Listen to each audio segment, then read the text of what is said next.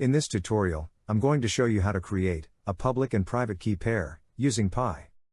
Private key files are the ones that you keep secret, that's why they are called private keys, and public key files are the ones you can give to anyone. Individuals and organizations typically have one private key and one public key. However, Pi allows you to have as many public and private keys as you like. Public and private keys are mathematically related to each other, and they are always created at the same time, as a pair. By default, when Pi is installed, a pair of public and private key files is automatically installed for convenience. However, rather than use these key files, you should create your own pair of public and private key files. So, let's now see how you do that. On double-clicking the Pi icon from the desktop, the main Pi screen is displayed as shown here. In order to create a pair of public and private key files, we must select the More Options checkbox, and then, select the Create Key Pair icon, whereupon the Create Key Pair screen is displayed. This screen prompts you to enter the name of your public and private key files.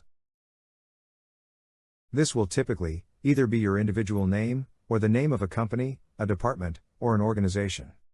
Then, enter the password that is to be associated with this key file pair. The password you enter here is only required when you decrypt a file that has been encrypted using the public key file that gets created here.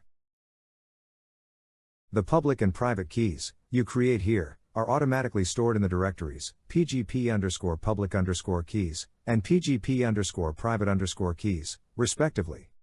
The checkbox, Store Passwords Locally, if checked, automatically copies the newly created key files and a file containing the encrypted password to the directory pgp_backups.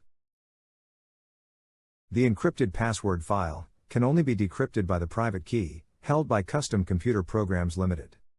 This is a safety feature that enables Custom Computer Programs Limited, with your permission, to recover your password, should you ever forget what it is. If you don't require this safety feature, then do not check the Store Passwords Locally checkbox, and, in so doing, no encrypted password file will be created. Now, just select the Create Key Pair button to create the public and private key files. Once you have created a public and private key file pair, you can freely distribute your public key file to anyone that you want to exchange confidential and private information with. There is a separate Pi tutorial that describes the step-by-step process on how to exchange confidential and private information with a third party, such as an individual or an organization, using Pi.